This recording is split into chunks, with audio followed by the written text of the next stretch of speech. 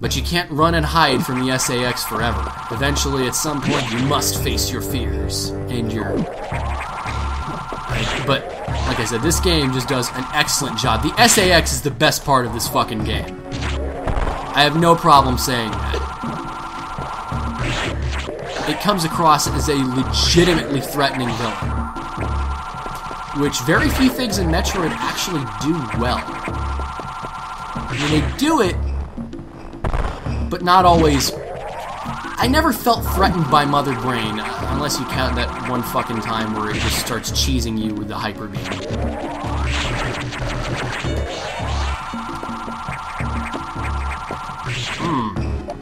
Start bombing, and eventually we'll find something. There we go. But this is a game that's very kind to you with regards to throwing shit your way. You are vulnerable, and you take actually a very large amount of damage from lots of things in this game. But the game does throw several goddamn upgrades your way. And throws more energy tanks than anything in the history of Metroid. Now, I am going to save just because there is a boss coming up, and I want to be prepared for it. But more than that, there is a sequence with the SAX coming up. This is what I'm talking about. It happens so early in the game that if you are young and naive enough to not know how games work... Oh, this room. Oh, this room. As I was when I played this game, there are technical limitations that make it impossible to actually make what I'm talking about a reality. And we have a water room, so what's that tell me? But with regards to the narrative, like I said, it just... You can get legitimately scared if you're young and playing this game. I did. I don't anymore, and I look back and shake my head with derision sometimes in this game, just because, you know, I don't... Another save room? Goddamn. Where am I going? Everything in Metroid has sort of been there, done that with me. I still love the hell out of it, but... I think I... Oh, okay. Nope. I wonder if there's a charge beam to do more damage to this thing than a missile? And the answer is yes, it does. So here we have our next boss. It's a pogo stick with eyes and very ugly toes. Or are those teeth?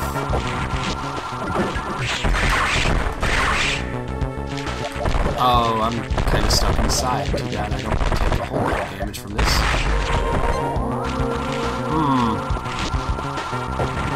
I'm kind of over-aggressive when it comes to these bosses.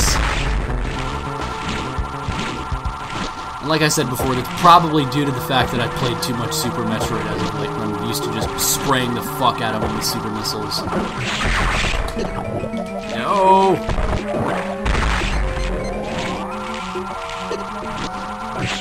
And when the boss loses a whole lot of its excess, it just starts doing those short jumps with the long hang time every single jump. Now, the thing about the Core X is that never should you die to them when you get to that phase of the boss fight, because just shooting it with the beam causes X to spawn. So you're never really in danger if you get to that point of the boss fight. If you die at the Core X, oh, I kind of laugh at you, but maybe you just don't know that, but whatever. But this was the first game where the high jump and the spring ball, now referred to as the jump ball, were one and the same item.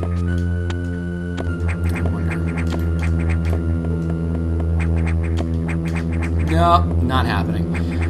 There are crazy ways in this game, admittedly, to... I don't know how they do it.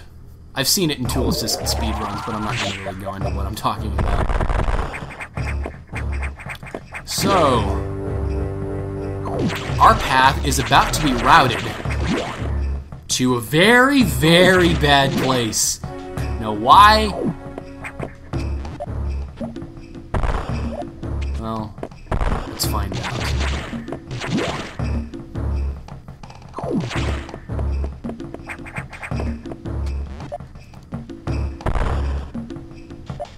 Oh, maybe not. Wrong way. That's how you're supposed to figure out to go the upper route. So we have a red herring room. Of course, after we defeated this boss, all of the Zoros, or Zolo, I don't know what the fuck to call them, they've all mummified.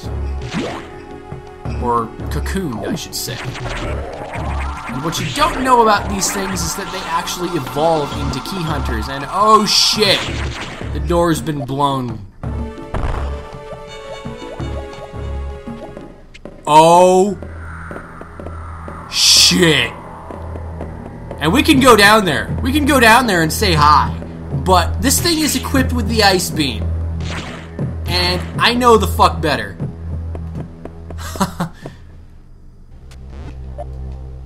That's what I'm talking about, though. Just that sequence. And sequences like that occur in this game where there's so fucking close calls that you're like, oh my god, please do not find me. I'm so fucking dead if you find me.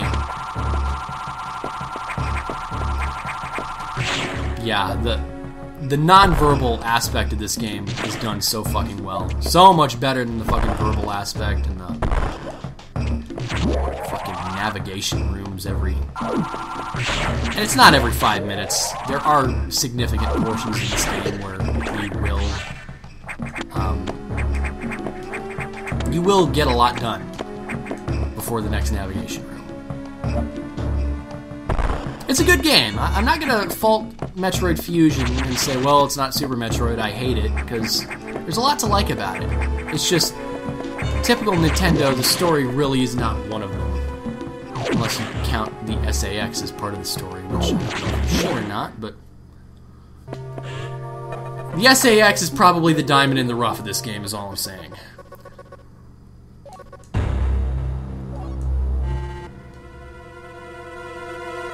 The water environment. AQA, aka not Meridia.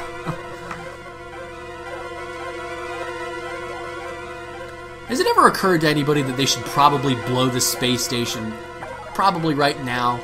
If the X multiply without control, I'm pretty safe to say that all of your assets have been compromised. At least I think so, anyway.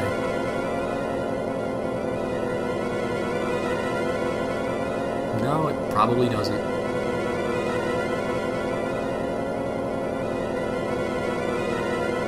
Threatens the universe.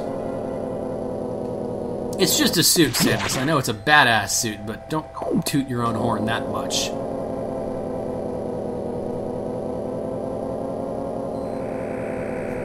So here we are in AQA, and you're going to notice that all of the sector names are these cute little play-on words, like AQA is Aqua, PYR is Pyro, TRO that we just left is Tropical, SRX is SR388, NOC is Nocturnal, it's actually a night-based area, it's pretty cool. ARC is Arctic. A high degree of intelligence.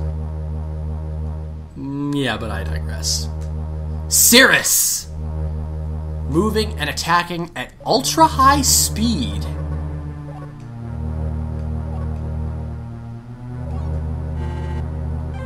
Are you sure that Cirrus has been released, or has it just merely been assimilated? We are the Borg. Resistance is futile. Broken power nodes have electrified the water. So, the water is not only an inconvenience in this level, it is a harmful obstacle. It's a good little play on the dreaded water level in video games. And we will lower the water level eventually, but not until after the boss fight of the area. And while I hate, you know, the constant, well, not constant, again, but the common use of navigation rooms as the way of trying to verbally explain this game, it does set Samus up to be a pretty fucking badass boss fight. And yeah, spoilers, you fight this thing.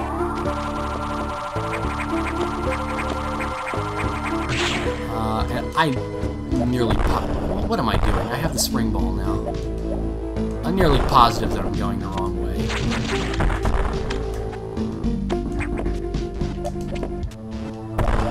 I've played Super Metroid for far too long, obviously, because I'm too used to just doing spring balls, or jumping morph balls, and it's not as easy to do in this game, because the jumping isn't anywhere near as floaty as it is in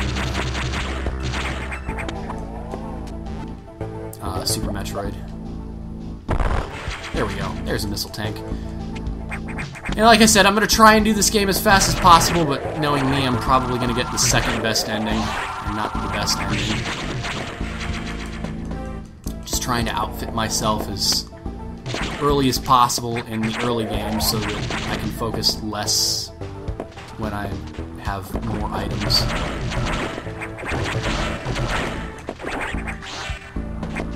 Yes, down here, as you may see, the water is electrified. Don't go into it.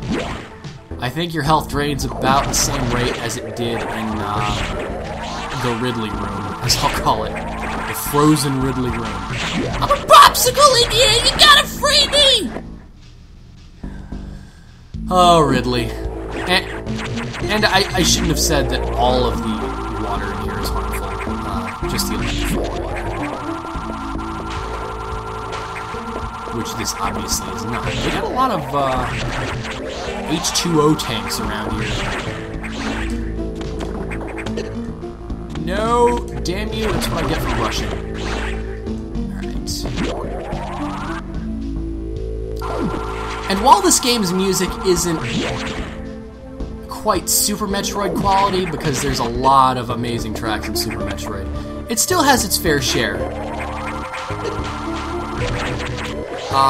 The nice thing about this game in particular is that a lot of the bosses have their own theme songs. Samus in particular has a really badass theme song that I highly enjoy. And I went the wrong way. And speaking of which, Samus's tank is right above us, as you can see from the little boss icon.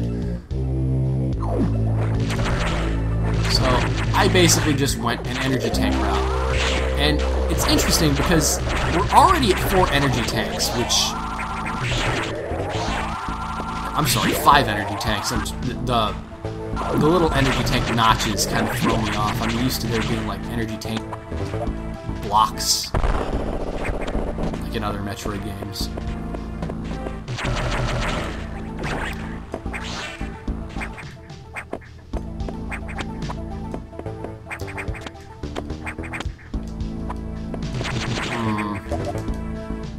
Aha! More missiles. And as I said, these are actually going to be pretty useful because though missiles lose their use in Metroid games in the past, the missiles in this game do upgrade to super missiles. They just do, and it doesn't take any more ammunition to use them once they've been upgraded to super. No, wrong way.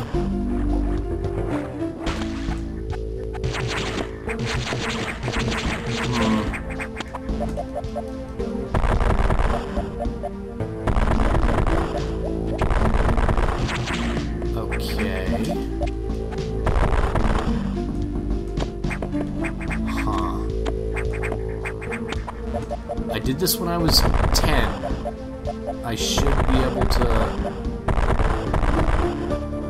actually, I was probably 12.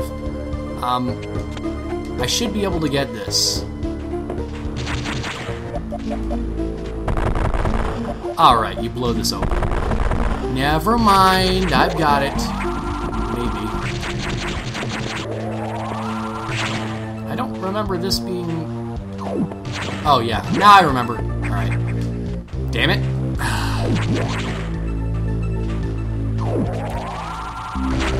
If my thoughts seem a little bit jumbled, I do apologize. Again, it's been quite some time since the last time that I played this game. And I wanted to get my unedited, raw thoughts of this game, playing it again for the first time in probably 5 years, I'd say. And so far, I mean, I thought I was gonna dislike it a lot more, but it probably doesn't help that the time that I watched this game most recently was actually a tool-assisted speedrun. What is this? This is Samus's tank, but it's a skeleton. It's a husk. It seems that its genetic material has already been taken and used up, and Samus is dead now. Oh god, poor sea dragon. And we have to fight Samus X. And this is awesome. Now you have to just sit there like a bitch. Take it. Damn it. Okay, enough, seriously. There we go. So here we are. This is Samus's room. Or Samus X's room. This is awesome. And I'm probably gonna die here. Holy shit.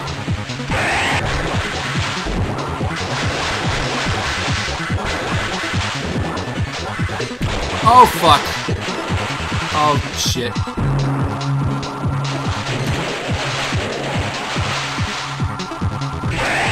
Yeah, Samus's theme song is very alienish.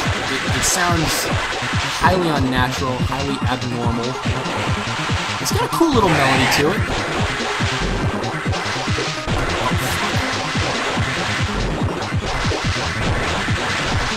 I used to know this pattern really well.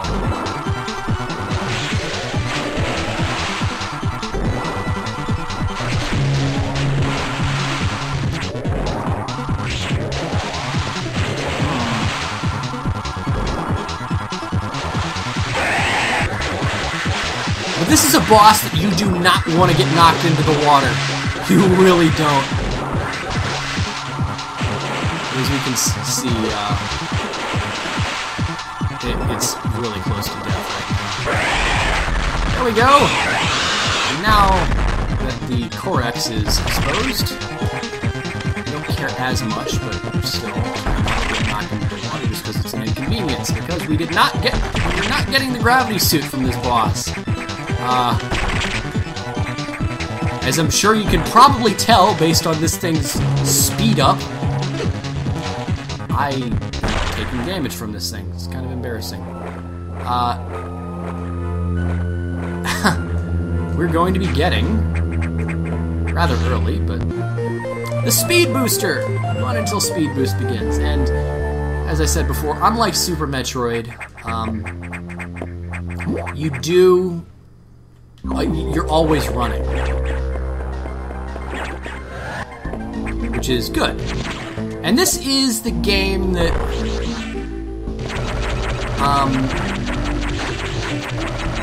and I will give this game a lot of credit where it's due. This is the game that introduced sort of charging up on your shine sparks. Because like in every Metroid game with the speed booster, you can perform the shine spark. It's not really necessary to right now, but yeah, I could have gone without all of this because I've already done this before, but whatever. But when you approach a hill at a certain point with the shine spark, you will, and you couldn't do this in Super Metroid, but when you approach a hill as you shine spark into it, she will charge up on the shine spark. That's admittedly not much damage at all. But what she does is she continues running after you shine spark into the hill, and your boost is still up, so you can kind of recycle on speed boost charges. This is very good, because in a lot of these areas you can go from hill to hill, and they're is something in this game that kind of rewards you for being awesome as fuck at the Shine Spark, and this is actually where we got the name for it. The name for the Shine Spark. The game does reward you. It's just that it's hard as nails to do, and I've never been able to do it myself. But here we have the pump control room. One important thing, unlike Super Metroid, this game does not have the Shine Spark kill you. It's not like a double-edged sword where you take progressive damage while you're sparking. But then again, the spark is considerably slower than it is in Super Metroid, so... the more you know.